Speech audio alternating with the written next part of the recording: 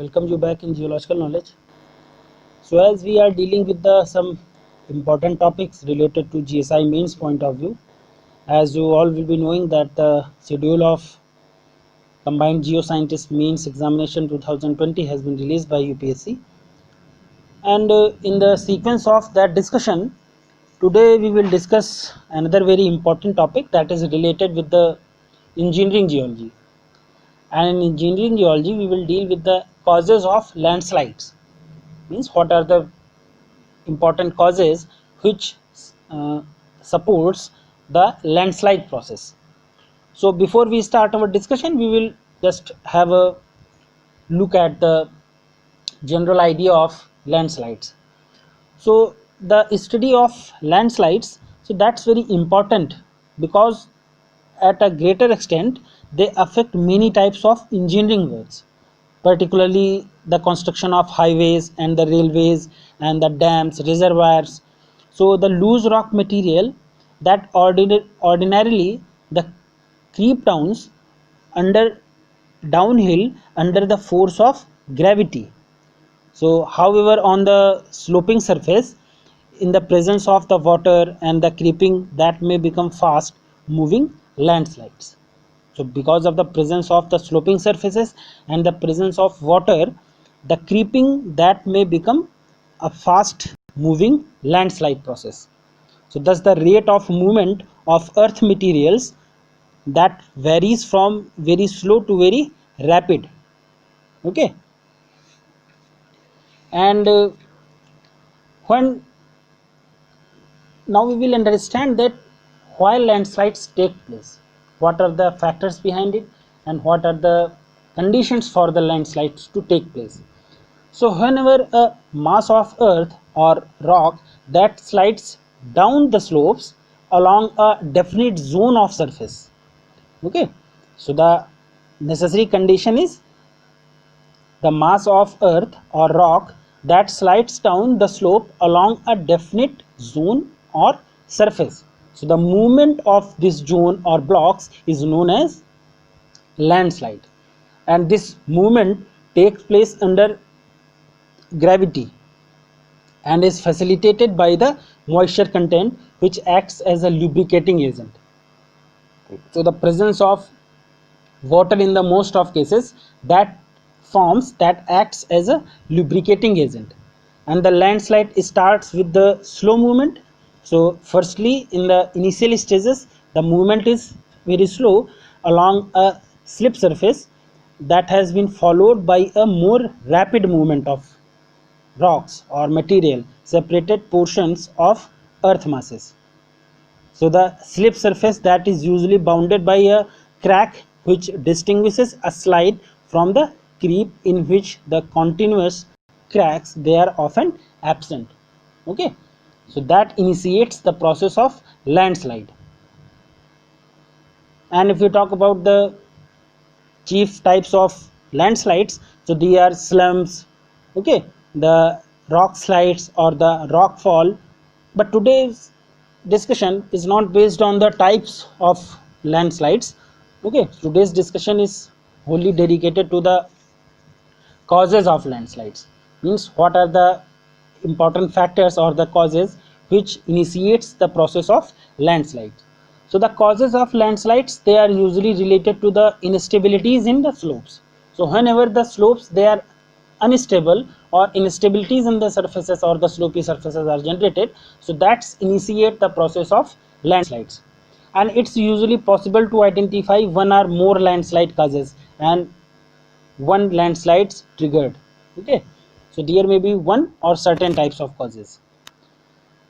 The difference between these two concepts is subtle but important. Okay, the landslide causes are the reasons that a landslide occurred in that location and at the same time. So landslide causes are listed in the following table. So the important causes are like geological factors, morphological factors, the physical factors, as well as the factors which are associated with the human activities, and we will deal with the all the factors. The causes, they can be also be considered to be factors that made the slopes vulnerable to failure. and that uh, predispose the slope to become unstable. Okay, because of the slope failure, the predispose the slope to become unstable. The trigger is the single event that finally initiated the landslide. Okay, and thus the causes combine to make a slope vulnerable to failure, and the trigger finally initiates the process of landslide movement. And usually it's relatively easy to determine the trigger after the landslide has occurred, although it's generally very difficult to determine the exact nature of landslide triggered ahead of the movement is over. Okay, so firstly we will go for the geological causes. So there can be the weathered materials like heavy rainfalls because of the weathering processes.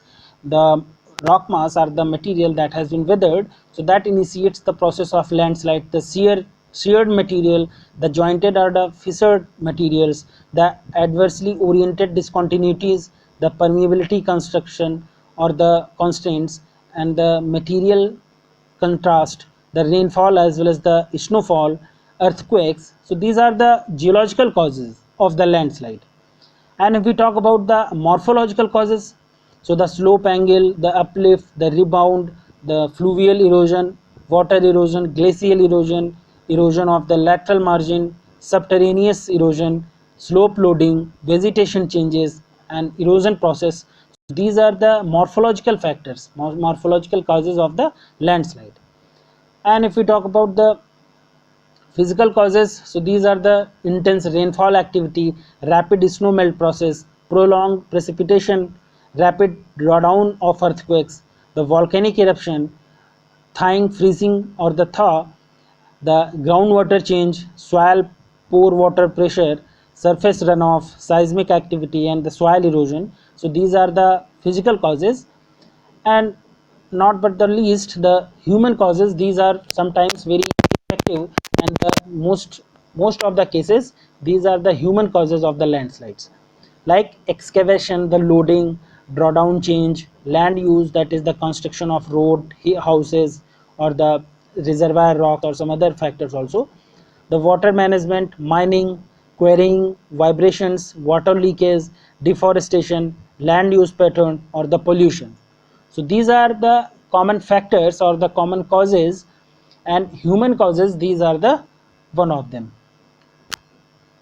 And in the majority of the cases, the main trigger of landslides is the heavy or prolonged rain. Okay, and generally this take place in the form of either an exceptional short-lived event such as the a tropical cyclone or even the rainfall activity. So whenever the tropical cyclone takes place or the rainfall, that in the excess of rainfall, so that triggers the process of landslide, and which is associated with a particular intense thunderstorm or a long duration of rainfall event with lower intensity, such as the cumulative effect of monsoon rainfall in the South Asia. It's very prominent in the South Asian countries. And in the former case, it's usually necessary to have very high rainfall intensity, whereas in the later, intensity of rainfall that can only be moderate, and it's the duration as well as the existing pore water pressure condition that are important in fact of the landslide process.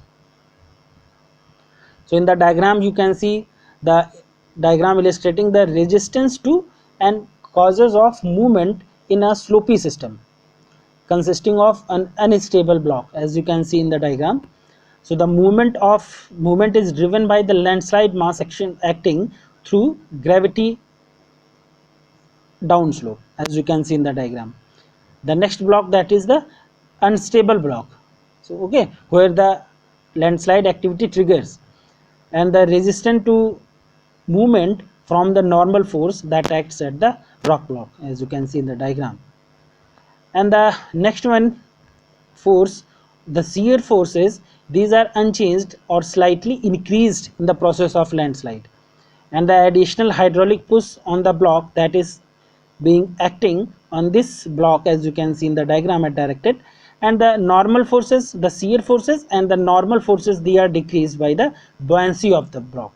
Okay, as you can see in the B diagram, the resistance to and the causes of movement in a slopy system consisting of an unstable block. Okay, so first one was in the unstable block and second one was also the unstable block. So in some situation, the presence of high level of fluid that can destabilize the slope through through other mechanisms such as the fluidization process of debris from the earlier events to form the debris flows, or the loss of suction forces in silty materials leading to the generally shallow failure, and this may be an important mechanism in residual soils in tropical areas following the deforestation.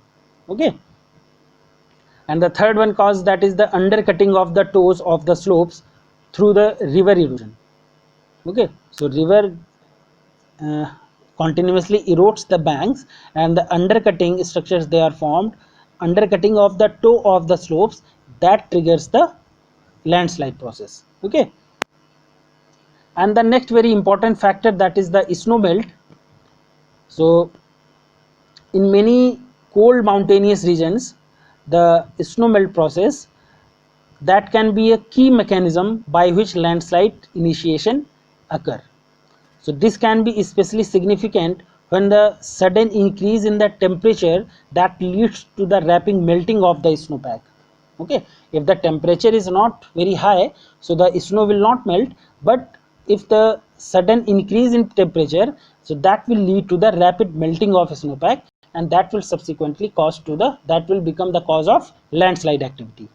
And this water which has been melted is then filtrate into the ground, which may have impermeable layers below the surface due to the silt frozen soil or rock, that leads to the rapid increase in the pore water pressure and that resultant landslide activity.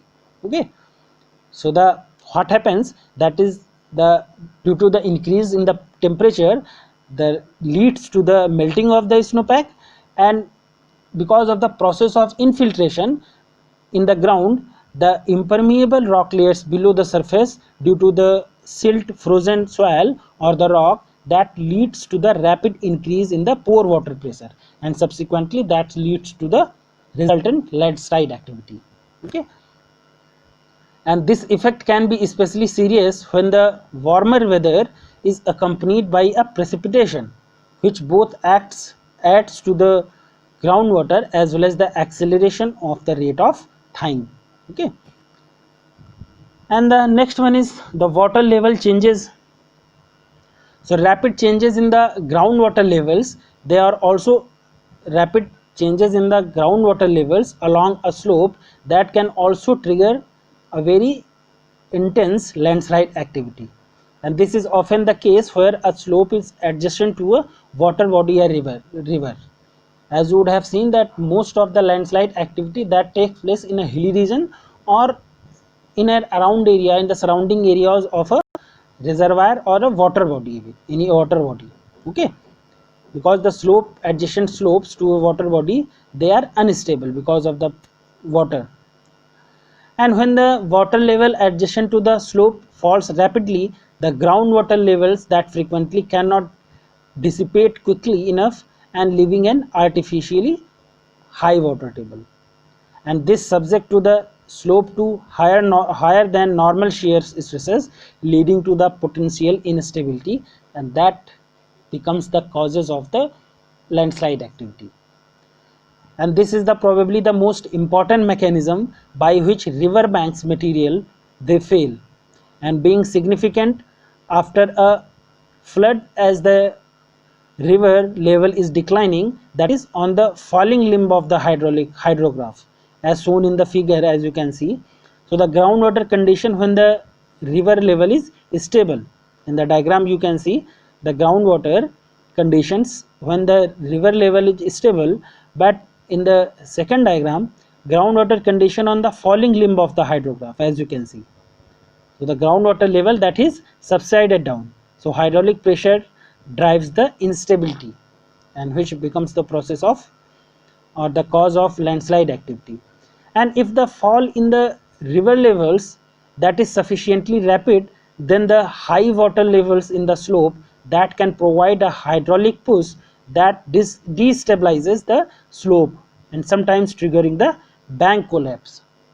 Okay, so when the water level, the fall in the river levels that is sufficiently rapid, the high water levels in the slope that can provide a hydraulic push and that destabilizes the slope and sometimes trigger the bank collapse, which subsequently become the cause of landslide activity. And the next one is rivers. So in some cases the failure can are triggered as a result of the undercutting of the slope by a river, especially during the flood time. Okay, during the flooding time, the undercutting of the slope by a river that becomes the cause of landslide activity, and this undercutting serves both to increase the gradient of the slope, reducing the stability, and to removal of the toe weighting, which also decrease stability. Okay, for example, in the Nepal landslide activity, this process is often seen after the glacial lake that outbursts flood and when the toe erosion occurs along the channel. Okay, and immediately after the passage of flood waves, intense extensive landslide activity often occurs. Okay, in the glacial activity in the glacial lakes, and this instability that continue to occur for a longer time afterwards, especially during the subsequent periods of heavy rainfall and flood events. Okay, and the next important factor, that is the seismic activity. The second major factor in the triggering the landslide activity, that is the seismicity. So landslide, they commonly occur during the earthquakes as a result of the two separate but interconnected processes like seismic activity, seismic shaking, and the pore water pressure generation. Okay, so what is seismic shaking? The passage of the earthquake waves through the rock and the soil that produce a complex set of acceleration that effectively acts to change the gravitational loading to the on the slope. Okay, so because of the seismic shaking, the soil produces a complex set of accelerating effect effectively act to as change the gravitational load on the slope. And so for the example, we can say the vertical acceleration that successively increase and decrease the normal load acting on the rock slope on the slope. So similarly, the horizontal acceleration that induce a shearing force due to the inertia of the landslide mass during the acceleration process, and these processes are complex but can be sufficient to induce failure of the slope, and these processes can be much more serious in the mountainous areas, mainly in the hilly regions, in which the seismic waves they interact with the terrain to produce increase in the magnitude of ground acceleration. Okay, and this process that is termed as topographic amplification. So the process of the in the mountainous areas, in the seismic waves they interact with the terrain to produce the increase in the magnitude of the ground acceleration. Okay, and the process being termed as topographic amplification. The maximum acceleration that is usually seen at the crest of the slope or along the ridgeline, meaning that it's characteristic of seismically triggered landslide that they extend to the top of the slope. Okay, and next important factor, that is the liquefaction. So the passage of earthquake waves through a granular material such as soil can induce a process which is termed as liquefaction, in which the shaking that is caused a reduction in the pore space of the material. Okay, and this densification drives up the pore pressure in the material, and in some cases this can change a granular material into somewhat effectively a liquid, generating the flow slides that can be rapid and thus very damaging. So alternatively, the increase in the pore water pressure that can reduce the normal stresses in the slope, and that allows the activation of the translational as well as the rotational failures. So there are different types of failures: the translational failures, rotational failures, planar failures. Okay, so topographical failures. So these are important types of failures. So that's we will discuss in different topic or in the next video. And the next very important factor, that is the nature of the seismically triggered landslides. Okay, so for the main part, seismically generated landslides, they usually don't differ in the main morphological activity and internal processes from those generated under the non-seismic conditions. So however, they tend to more widespread as well as the sudden, and the most abundant type of earthquake induced landslide, these are the rock falls and the slide of the rock fragments that form on the steep slopes. Okay, so the most important and the significant nature of seismically triggered landslides, so these are formed because of the earthquake induced landslides, and in which the rock falls as well as the slides of the rock fragments that form on the steep slopes. So however, almost every other type of landslide is possible, including the highly disintegrated as well as the fast moving falls, the more coherent as well as the slow moving slumps, block slides and the earth slides, and the lateral spreading as well as the flows that involves the partly to completely liquefaction material. So these are the important causes of landslide activity. And the next very important factor in the landslide activity, that is the volcanic activity, and some of the largest and the most destructive landslides known ever that have been associated with the volcanoes, and these can occur either in association with the eruption of the volcano itself, or as a result of the mobilization of the very weak deposits that are formed as a consequences of volcanic activity.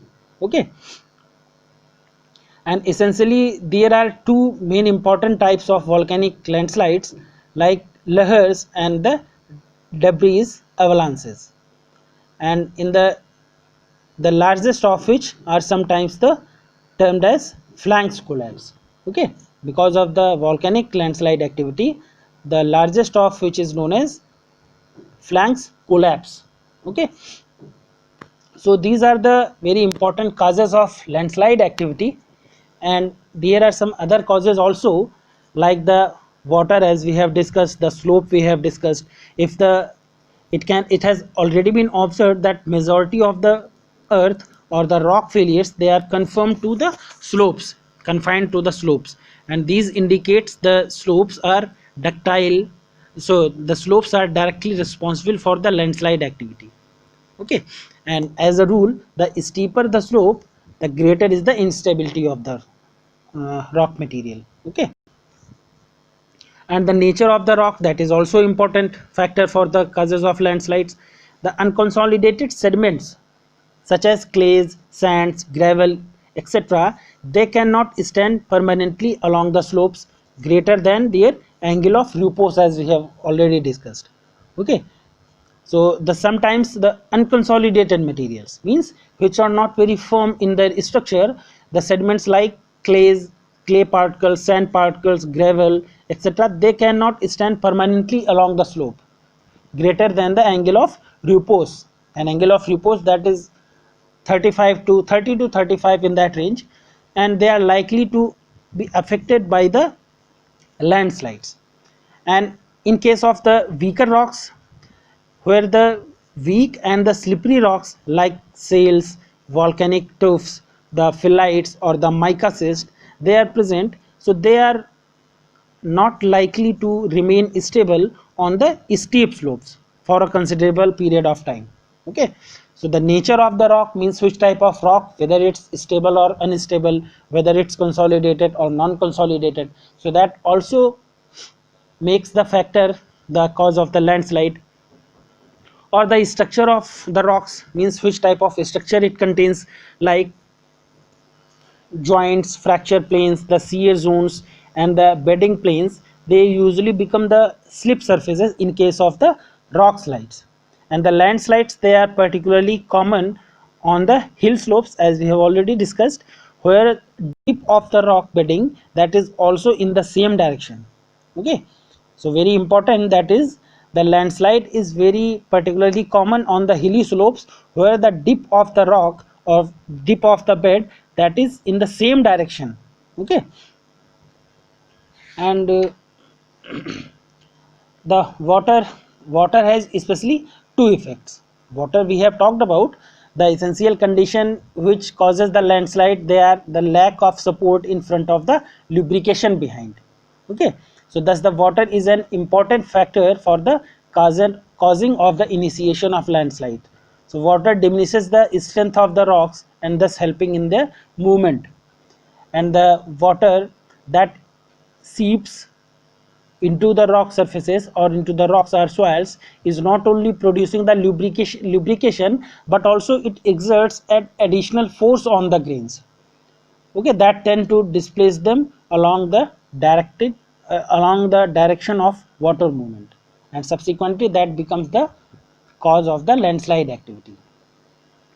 So water has two effects, especially the small amount of water and the excessive amount of water. So a small amount of water that acts as a glue material. So the glues particles by the surface tension, and they are known as the sand castles. Okay, and the excessive amount of water. So the uh, excessive amount of water that reduces the friction between surface material and the underlying rock masses. Okay, and that counteracts normal component of the gravity and the water that pushed upwards. Okay, so that acts as a factor in the initiation of landslides. Okay, and very important, and another very important factor, that is the effect of vegetation, that is also very important. So the deforestation, especially on the soil slopes, that exposes the barren soil to the erosional activity as well as the destabilization, and thus is one of the major causes of factors of the landslide activity. An increase in the size of the roots of the plants and other vegetation in the area or in the pre-existing plants or the pre-existing plains of landslides or the jointed rock mass, they also cause landslides. Okay, so these were some very important factors, important causes of the landslide activity. Okay, and these are very important for exam point of view, because though all of the causes will not be asked in the question paper and in the exam point of view, but some of the factors they can be asked, like the initiation of landslide because of the slope failure, or initiation or the causes of landslide activity because of the nature of the rocks, the structure of the rocks, the water activity also, and the important one, that is the effect of the vegetation, that can also be asked in the examination. So not the whole topic will be asked, but one or two factors, one or two causes, they can be asked in the short note type or in the long point of view. Okay, thank you.